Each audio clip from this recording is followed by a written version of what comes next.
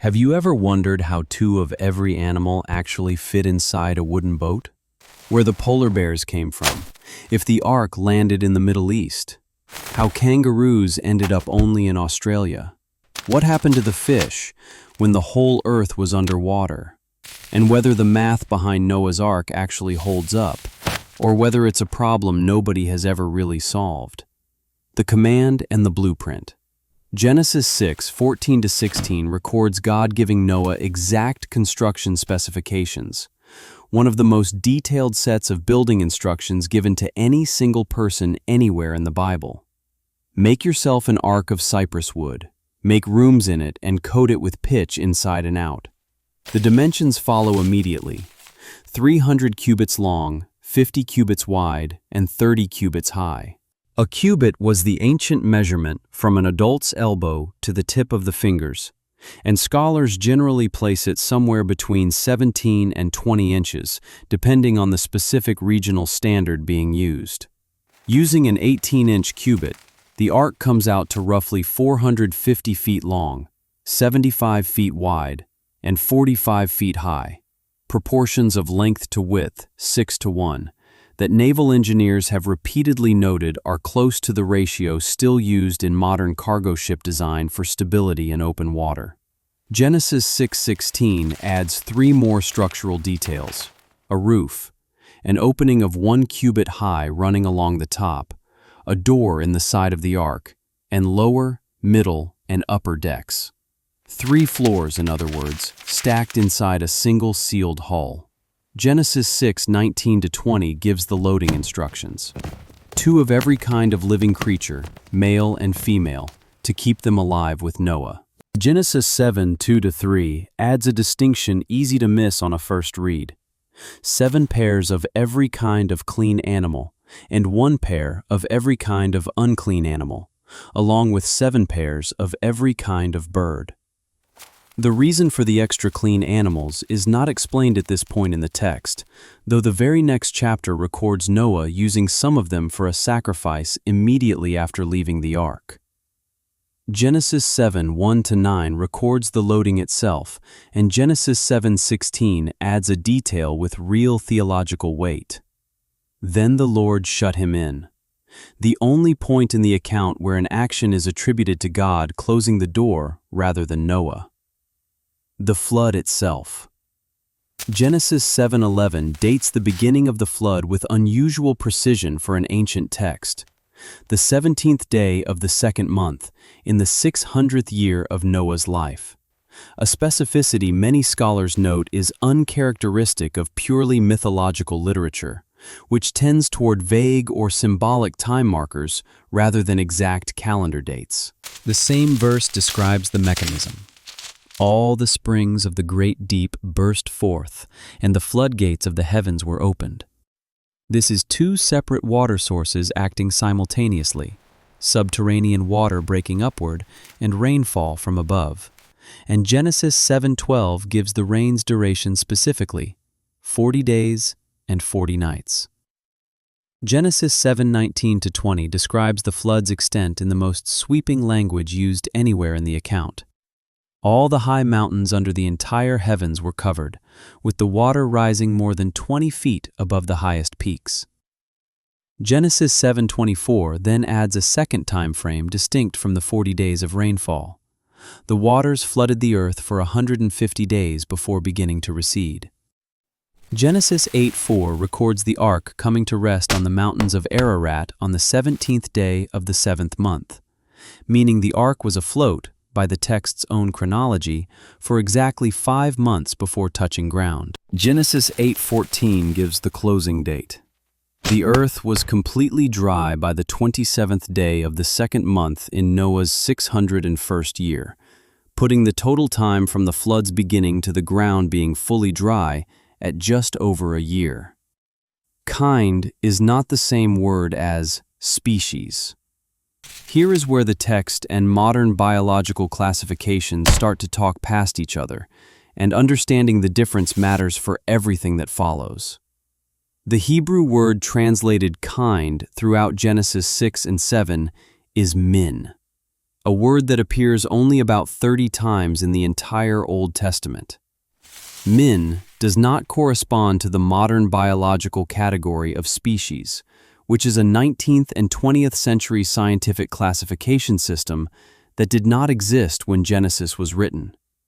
Min is a broader, less precise category, closer in the way many scholars and creation researchers use it today to what modern taxonomy calls a family, or sometimes an order. This distinction is not a modern excuse invented to solve a problem. It follows directly from how the word functions elsewhere in the text.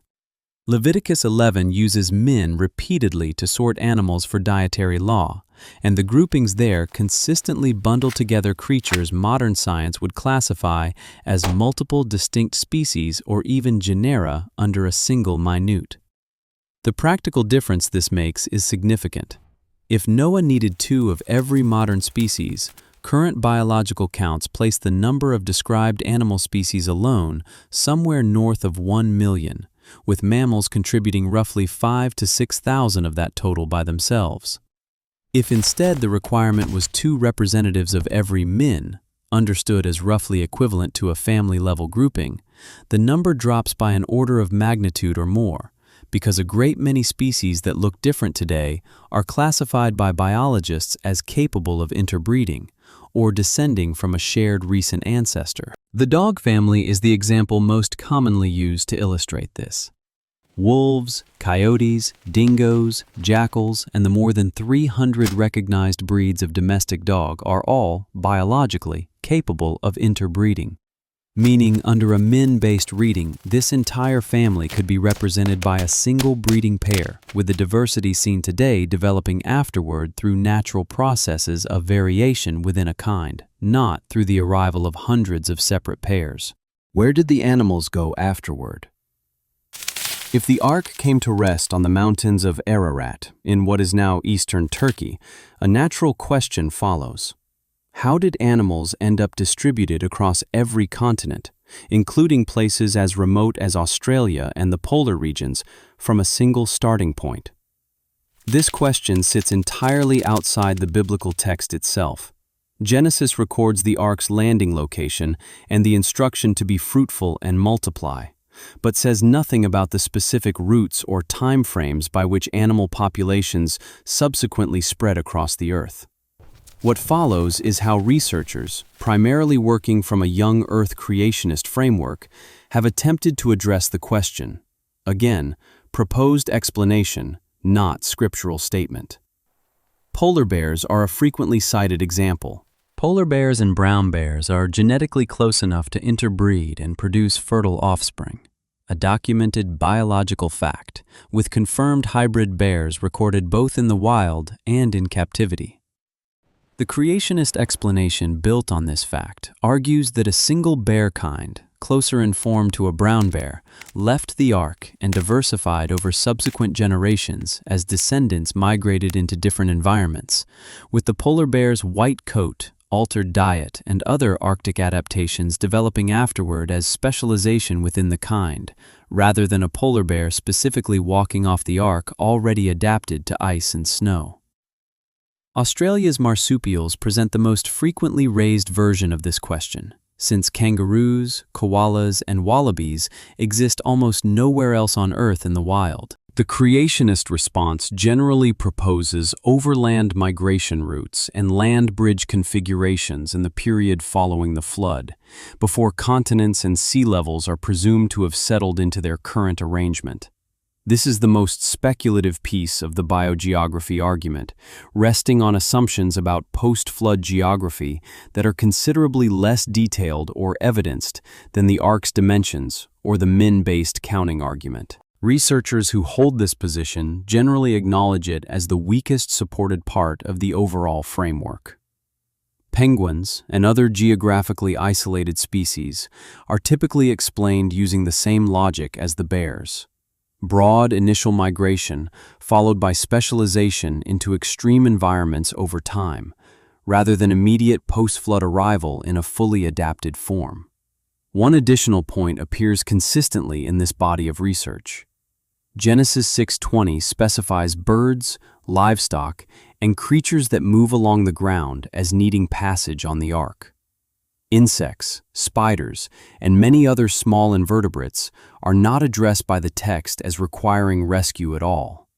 Many creation researchers propose that such organisms, along with their eggs, could plausibly have survived the flood outside the ark entirely, on floating vegetation mats, debris, or other natural rafts, a detail the text itself never raises, since its concern throughout is specifically the animals it names. How much space was actually there? Using the dimensions given in Genesis 6:15, the ark's total volume comes out to somewhere between 1.4 and 1.5 million cubic feet, depending on which length of cubit is used in the calculation. To make that figure concrete, it is roughly equivalent, by volume, to somewhere between 450 and 570 standard semi-truck trailers, or to more than 600 school buses with their wheels and seats removed. What follows here moves outside the biblical text itself and into a genuine, ongoing debate among researchers, some working from a young Earth creationist framework, others approaching the question skeptically, about whether that volume was sufficient. Both sides are represented honestly, because the Bible itself does not run this calculation, and reasonable people working from the same numbers reach different conclusions. Creation researchers, including a detailed academic-style study published by John Woodmarap and later work associated with the Ark Encounter Project, have argued the space was more than sufficient. Their reasoning rests on the min-based counting described above, combined with a second point. The vast majority of land animals are small. Woodmarap's analysis estimated that roughly 85% of the animals that would need representation are smaller than a sheep, and that the average animal aboard, by weight, would be closer to the size of a rat than a cow.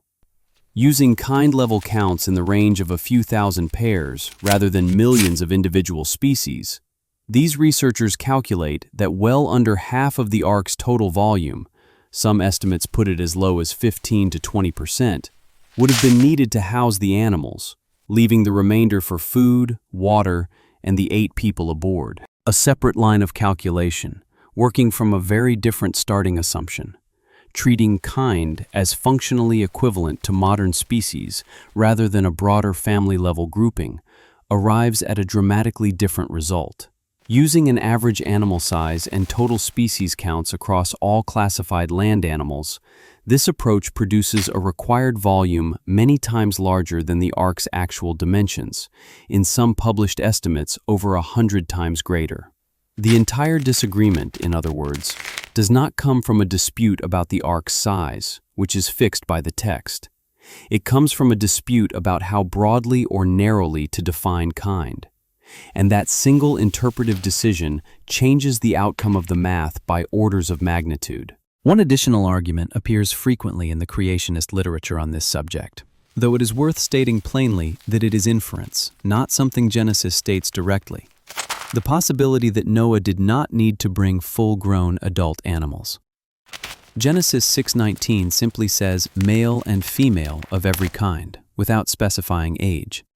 Some researchers argue that younger, not yet mature animals would have been easier to manage, would have eaten and produced waste in smaller quantities, and would still have been capable of full reproduction once fully grown after the flood. This would further reduce the average size and space required per animal.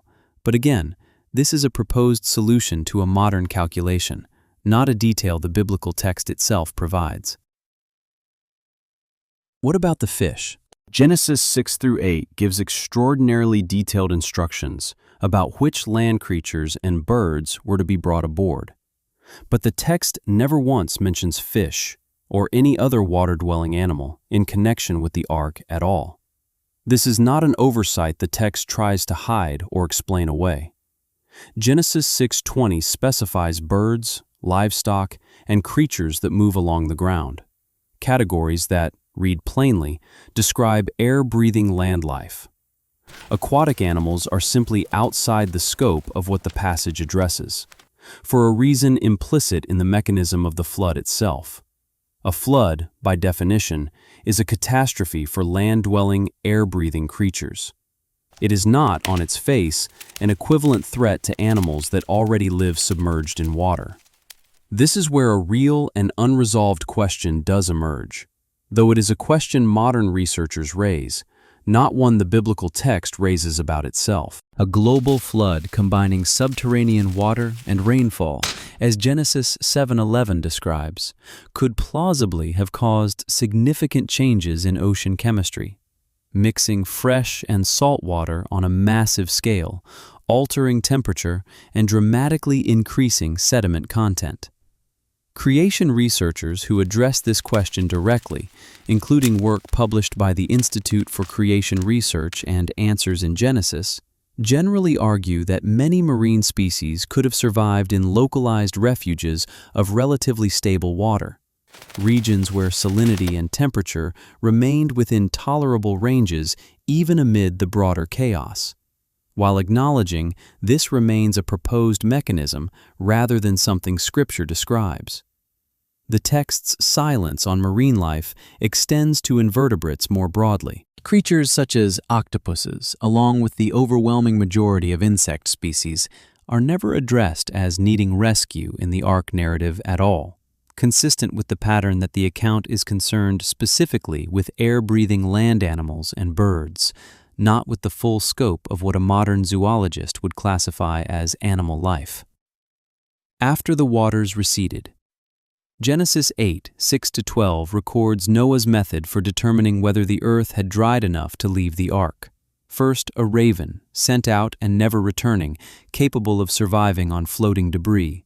Then, a dove, sent 3 separate times, the third of which does not return, confirming dry land was finally sufficient to sustain it. Genesis 8:15-17 records God's instruction to leave the ark, addressed not only to Noah's family, but explicitly to every kind of bird, mammal, and creature that moves along the ground, with the specific purpose stated directly in the text, so they can multiply on the earth and be fruitful and increase in number on it. Genesis 9:1 repeats, almost word for word, the blessing given to the first humans in Genesis 1:28. Be fruitful and increase in number and fill the earth, applying the original creation mandate a second time to the small surviving population stepping off the ark. Genesis 9:11-17 closes the account with a covenant and its sign. God's promise never again to destroy the earth by flood, marked by a rainbow, described in Genesis 9:13 as a sign of the covenant between me and the earth.